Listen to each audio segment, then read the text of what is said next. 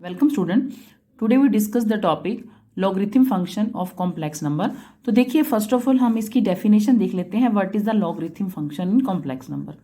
तो डिफाइन कैसे कर सकते हैं? अगर हमारे पास w है e raise to power z, where हम ये कहेंगे कि z and w are complex number. ये कॉम्प्लेक्स नंबर है और यू नो वेरी वेल कि कॉम्प्लेक्स क्या होते हैं, x प्लस एटा वाई, यानी कि इमेजनरी और रियल के फॉर्म में होते हैं complex number. Then z is called logarithm of w to base e। तो देखिए हमारे पास क्या है कि अगर हमारे पास w है e raise to power z की फॉर्म में और z और w दोनों ही कॉम्प्लेक्स नंबर है, तो z को हम क्या कहेंगे, लॉगरिथम ऑफ w कहेंगे विद बेस e। और इसको राइट कैसे करेंगे, हम डिनोट कैसे करेंगे, thus log base e w is equal to z। तो ये हमारा क्या होता है, लॉगरिथम फंक्शन होता है। तो इसके लिए कुछ हमारे पास प्रॉपर्टीज रहेंगी कि जब हमारे पास कोई भी प्रॉब्लम आएगी कॉम्प्लेक्स नंबर में जो लॉगरिथम से बिलोंग करती होगी, तो उसको सॉल्व करने के लिए हम किस किस टाइप से उसको डील करेंगे। तो जैसे हमारे पास फर्स्ट प्रॉपर्टी है इसकी, ये है हमारे पास prove that log EW is many valued function. तो ये मैनी वैल्यूड फंक्शन होता है। तो देखिए हमें पता है कि हमें पहले जैसे we know that E2n pi iota ये किसके इक्वल हो जाएगा, that is cos 2n pi plus iota sine 2n pi. आपको पता है ना कि अयोटा थीटा किसके इक्वल होता है, cos theta plus iota sine theta के इक्वल होता है ना। तो उस प्रॉपर्टी से मैंने किसको क्या लिखा, e raise to power 2n pi is equal to cos 2n pi plus iota sine 2n pi. और कोस 2n पाई की वैल्यू कितनी होती है, दैट इज 1, और साइन 2n पाई की क्या होती है, 0। तो हमारे पास किसके इक्वल आ गया, 1 के, यानी कि हमारे पास 2n पाई एयोटा की वैल्यू कितनी हो गई, 1 हो गई। हम लेट कर लेते हैं e raise to power z is equal to w के। अगर मैंने क्या किया, हमारे पास इसकी वैल्यू कितनी है, 1 आके इक्वल आ गई। मैं क्या कर रही हूँ, लेट कर रही हूँ e raise to power z is equal to w। Then e raise to power, इसको मैं ले सकती हूँ z plus 2n pi Etah. How, क्योंकि देखो हमारे पास z यहाँ पर क्या है, क्या मैंने क्या किया, इसको कंसीडर कर लिया कि e z raise to power z है या ओमेगा के इक्वल है या w के इक्वल है, तो हम लेकर चलेंगे z प्लस 2n पे एटा। तो मैं इसको स्प्लिट कर सकती हूँ ई जेड इंटू ई 2n पाई एटा में। इसको मैंने अलग अलग लिख लिया कि हमारे पास ई जेड में अगर w के इक्वल ले रही हूँ तो ई जेड प्लस 2n पाई एटा क्या हो जाएगा, ई जेड इंटू ई 2n पाई एटा के इक्वल। तो देखिए हमारे पास ये इसको किस के इक्वल किया था मैंने, 1 के इक्वल। मैंने अभी बताया आपको कि इसकी वैल्यू, मैंने इसकी वैल्यू पहले ही ऑलरेडी निकाल रही है, आपकी मर्जी है, चाहे पहले इसको करके फिर वैल्यू पुट कर सकते थे। तो मैंने क्या किया, ई 2n पाई एटा किसके इक्वल, मैंने पहले भी शो कराया है किसके इक्वल है, 1 के। तो मेरे पास इसकी वैल्यू कितनी हो गई, यहाँ पर ई जेड आ गया। और आपको पता है ई जेड किसके इक्वल होता है, w के। तो किसके इक्वल हो गया, w के। मीन्स मेरे पास ई जेड प्लस 2n पाई एटा किसके इक्वल आ गया, w के। नाउ ये अगर w के इक्वल आ गया है तो मैं क्या करूंगी, अब मैं by taking log both side, तो मैंने दोनों साइड लॉग ले लिया। जैसे मैं लॉग लूंगी तो z2 पाई एटा ये किसके इक्वल आ जाएगा, ये आ जाएगा हमारे पास लॉग बेस ई w के। ये हमारा इसके इक्वल आ गया है। तो देखिए हमारे पास इसकी प्रॉपर्टी हो गई, तो हम इसको बाय डेफिनेशन कह सकते हैं कि हमारे पास जो लॉग बेस ई w है वो किसके इक्वल हो जाता है, z2n पाई अयोटा के। तो ये हमारे पास इसकी प्रॉपर्टी, यानी जब हमारे पास कभी क्वेश्चन आएगा तो हम इसकी प्रॉपर्टी ये यूज कर सकते हैं। देखिए इसके बाद हमारे पास जनरल वैल्यू अगर हम लेते हैं तो जो जनरल वैल्यू है इसकी कैसे यूज की जाती है, the value z plus 2n pi Etah is called general value. हम इसको क्या कहेंगे, जनरल वैल्यू किसके कहेंगे, लॉग बेस ई w की, and denoted by capital log base e w से। तो हम इसे करेंगे तो यानी मैं लिख सकती हूँ log base e w is equal to 2n pi iota plus में log small e base w। यानी जब भी हमारे पास कोई भी लॉग में क्वेश्चन आएगा तो मैंने आपको प्रूव करके दिखा दिया है, जब भी मेरा लॉग में कोई क्वेश्चन आएगा तो मैं उसको क्या लिखूंगी, जैसे मान लीजिए लॉग बेस ई में क्वेश्चन आता है तो 2n pi iota plus of log में उसको हम लिख सकते हैं। तो ये डायरेक्ट रिजल्ट जो है हमने यूज करना है। मैंने आपको वैसे एक्सप्लेन कर दिया है, रिजल्ट आपका नहीं आएगा एग्जाम में, बट आपको जो है डायरेक्ट जो है ये वाला रिजल्ट आपको यूज करना है इसके अंदर। तो इसके अलावा दूसरी प्रॉपर्टी बता देती हूँ। हाँ जी, जो सेकंड है हमारे पास इसके अंदर, मान लीजिए हमें किसी की भी लॉग में किसी की वैल्यू नेगेटिव में फाइंड आउट करनी है, कोई भी नेचुरल नंबर है 5, 3, 1 वगैरह, ये हमारे पास एग्जामिनेशन पॉइंट ऑफ व्यू से बहुत इंपॉर्टेंट है, बहुत ज़्यादा यूज होता है। तो देखिए आप इसको क्या लिख सकते हो, लॉग में है तो हमने क्या किया, इसकी वैल्यू फाइंड आउट करनी है हमें। देखिए इसमें हमारे पास मेंशन है पाई आई प्लस लॉग एन, इसको मैं प्रूव करके दिखाती हूँ। देखिए मैंने -n लिया, -n को लिख सकती हूँ n इंटू -1। अब -1 किसके इक्वल होता है, अगर मैं यहाँ बात करूँ cos pi plus iota sine pi लिख सकती हूँ, बिकॉज हमारे पास जो है इनकी वैल्यू क्या हो जाएगी, -1 के इक्वल आ जाएगी। नाउ अगर मेरे पास इसको मैं क्या लिख सकती हूँ, cos pi plus iota sine pi को एक्सपोनेंशियल की फॉर्म दे सकते हैं, यानी ये किसके इक्वल आ गया, -n के। अब टेकिंग लॉग बोथ साइड, हम क्या करेंगे, लॉग ले लेंगे दोनों तरफ। जैसे ही मैंने लॉग लिया तो ये आ गया लॉग -n, और यहाँ लॉग लिया n e एयोटा पाई। और आपको ना लॉग में एक प्रॉपर्टी पता होगी कि जब भी दो चीज़ें मल्टीप्लाई में होती हैं तो वो किस में कन्वर्ट हो जाती हैं, हमारे एडिशन में कन्वर्ट हो जाती हैं। तो मेरे पास हो गया log n plus log aorta. log n तो ऐसे ही रहेगा, और आपको पता है कि एक्सपोनेंशियल और ये कैंसिल होते हैं, तो क्या हो गया एयोटा पाई। और यही हमें प्रूव करना था कि log -n किसके इक्वल आ जाएगा, इसके। ये भी इसकी प्रॉपर्टी है। और एक और प्रॉपर्टी है इसके अंदर जो यूज होती है हमारे क्वेश्चन। हाँ जी, इसमें एक और प्रॉपर्टी जैसे मैंने बताया कि हमारे पास log में कोई फंक्शन दे दिया जाएगा और ये बोला जाएगा separate into real and imaginary part. तो इसको रियल और इमेजिनरी पार्ट में हमें सेपरेट करना है। तो वो कैसे करोगे आप, कि जैसे हमारे पास वैल्यू दे दी है तो लेट कर लोगे अल्फा प्लस एयोटा बीटा में। देखिए आपको पता है अगर मैं अल्फा को आर कोस थीटा लूँ और बीटा को आर साइन थीटा लूँ तो कैसे लिखेंगे, r cos theta plus iota sine theta, where alpha is equal to r cos theta and beta is equal to r sine theta. ये मैंने दोनों वैल्यू पुट कर दी। अब हम क्या करेंगे, यहाँ पर मैंने क्या किया है, इक्वेट कर दूंगी मैं इसको। Then alpha is equal to क्या हो जाएगा, आर कोस थीटा, और बीटा क्या हो जाएगा, r sine theta. Equation number 1, this is equation number 2। Squaring and adding 1 and 2। जैसे मैं इसको स्क्वेयर और ऐड करूंगी तो alpha square plus beta square r square cos square theta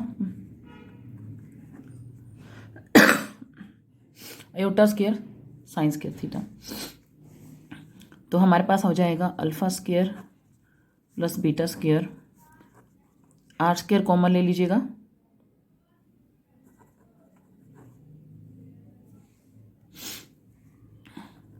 यहाँ पर मैंने लिख दिया आर कोस थीटा था ना, तो r square sine square theta. तो देखिए इसको ऐड करोगे, यहाँ पर एयोटा नहीं लेना बिकॉज हमारा एयोटा तो कंपेयर होकर बीटा बन गया था ना, बीटा आर साइन थीटा था तो बाय मिस्टेक लिखा गया ये। तो हमारे पास आर क्या हो जाएगा, that is under root of alpha square plus beta square. ये तो आ गई आर की वैल्यू। अब हमारे पास टैन की यानी कि एंगल की वैल्यू क्या आएगी, डिवाइड 2/1 यानी beta by alpha r sine theta r cos theta. तो ये हो जाएगा tan theta is equal to beta by में अल्फा। तो थीटा क्या हो जाएगा, tan इनवर्स बीटा बाय में अल्फा। तो ये हमारी किसकी वैल्यू आ गई, हमने क्या फाइंड कर लिया, हमने आर फाइंड कर लिया और थीटा फाइंड कर लिया। बट हमें क्या करना है, हमें इक्वेट करने हैं रियल और इमेजिनरी पार्ट। तो उसको कैसे करोगे, देखिए जैसे हमारे पास मैंने बताया आपको कि लॉग में आएगा कोई फंक्शन, तो लॉग में आ गया। आपको पता मैंने लॉग में ना अभी लास्ट में आपको प्रॉपर्टी बताई थी कि लॉग में कोई होता है तो हम उसको क्या लिखते हैं 2n पाई, ओमेगा में बताई थी w में, तो plus log alpha plus aorta beta. अभी मैंने आपको प्रॉपर्टी बताई है इसकी, जैसे कि मैंने बताया था कि लॉग ई बेस डब्ल्यू is equal to 2n pi iota plus में लॉग ई डब्ल्यू के इक्वल होता है। डब्ल्यू मतलब अगर हम कॉम्प्लेक्स नंबर ले लें, डब्ल्यू को आपको पता है डब्ल्यू कॉम्प्लेक्स नंबर ले तो इसके इक्वल हो जाएगा। नाउ देखिए हमारे पास आ गया।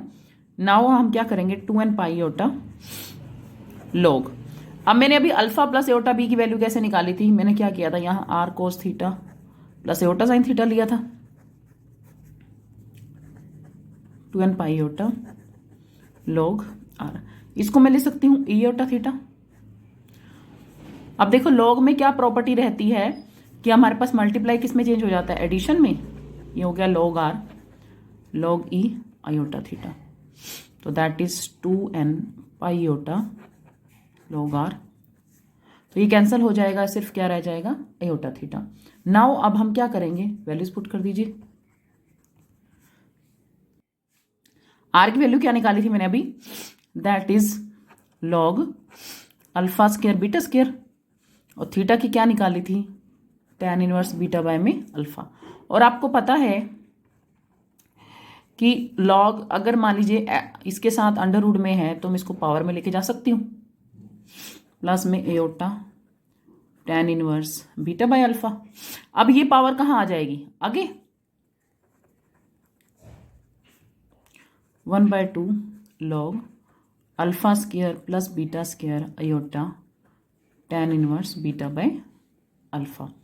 Late n is equal to 0, मान लीजिए मैं n को 0 ले लेती हूँ, then log alpha plus iota beta is equal to 1/2 log alpha square beta square plus iota tan inverse beta by में अल्फा।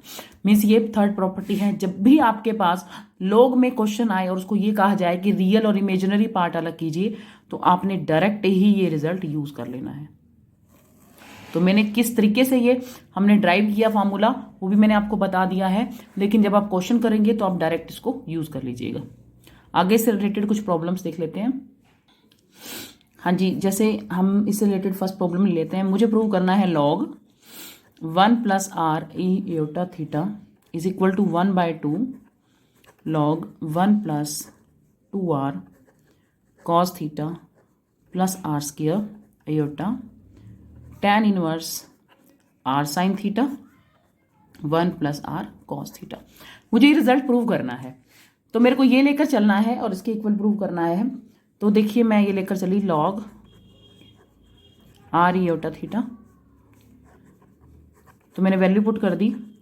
ई एओटा थीटा की वैल्यू क्या होती है, that is cos theta plus iota sine theta log. अब देखिए इसमें आप real अलग कर दीजिए, इमेजिनरी पार्ट अलग कर दीजिए। ये रियल पार्ट था इसका, और अयोटा साइन थीटा ये इसका इमेजिनरी पार्ट है। नाउ अब देखो ये हमारे पास फॉर्म बन गई, alpha plus iota beta log alpha plus iota beta वाली फॉर्म बन गई हमारे पास। नाउ अब इसका रिजल्ट यूज कर लेंगे, तो उसमें रिजल्ट क्या था मेरे पास, 1/2 लॉग, अभी मैंने ऊपर लिखा हुआ है alpha square plus beta square iota tan inverse beta by में अल्फा। तो देखिए अल्फा क्या है हमारे पास, 1 प्लस आर कोस थीटा इसका होल स्क्वायर, बीटा है साइन थीटा का होल स्क्वायर, हाँ जी प्लस में है आयोटा tan इनवर्स। अब बीटा मैंने क्या बोला आपको, ये था साइन थीटा, और अल्फा क्या है 1 प्लस आर कोस थीटा। ठीक है, हमने क्या किया, डायरेक्ट रिजल्ट ही यूज किया है। मैंने जस्ट इसको ओपन कर लिया और उस फॉर्म में लिया जिस फॉर्म में मुझे रिक्वायरमेंट थी। तो मेरे जो फॉर्म बन रही है वो है अल्फा प्लस एओटा बीटा की, तो डायरेक्ट हमने रिजल्ट यूज कर लिया इसके अंदर। तो लॉग, अब आप इसको सॉल्व कर सकते हैं, ये आ जाएगा 1 plus are square cos square theta 2r cos theta plus में sine square theta plus iota tan inverse sine theta 1 plus R cos theta. हाँ जी, इसकी नेक्स्ट प्रॉब्लम देख लेते हैं। ये है हमारे पास कि हमें वैल्यू फाइंड करनी है, find the journal value of log -3। ठीक है, तो मैं क्या करूंगी, -3 को ले लूंगी, तो -3 को लिख सकते हो 3 इंटू -1 3, इसको अब लिखोगे cos pi plus iota sine पाई, ये हमारे पास हो जाएगा 3 इंटू एयोटा पाई। नाउ देखिए ये वैल्यू किसकी थी, -e की। अब taking log both side,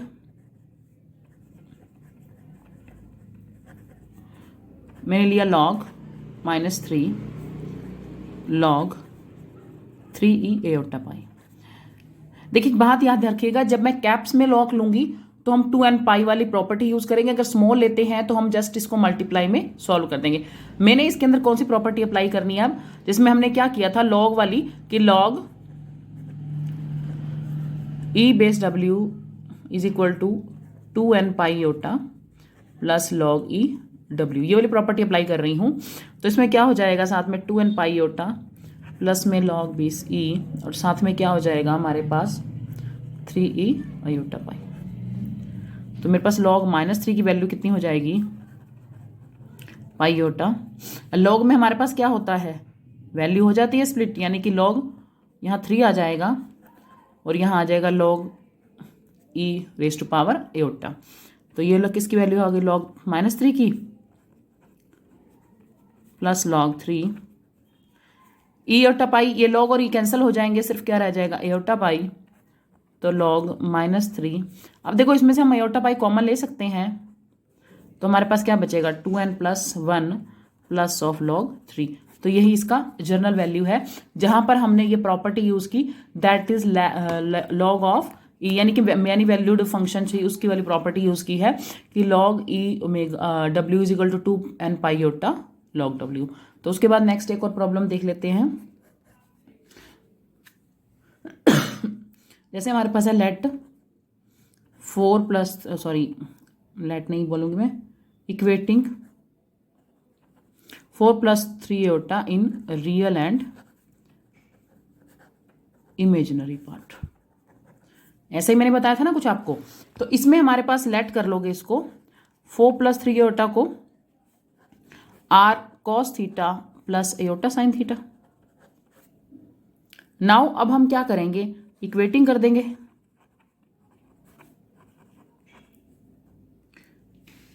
equate करेंगे हमारे पास, तो हमारे पास r cos थीटा किसके इक्वल आ गया 4 के, एंड 3 किसके, r साइन थीटा किसके इक्वल आ गया 3 के। Now squaring and adding,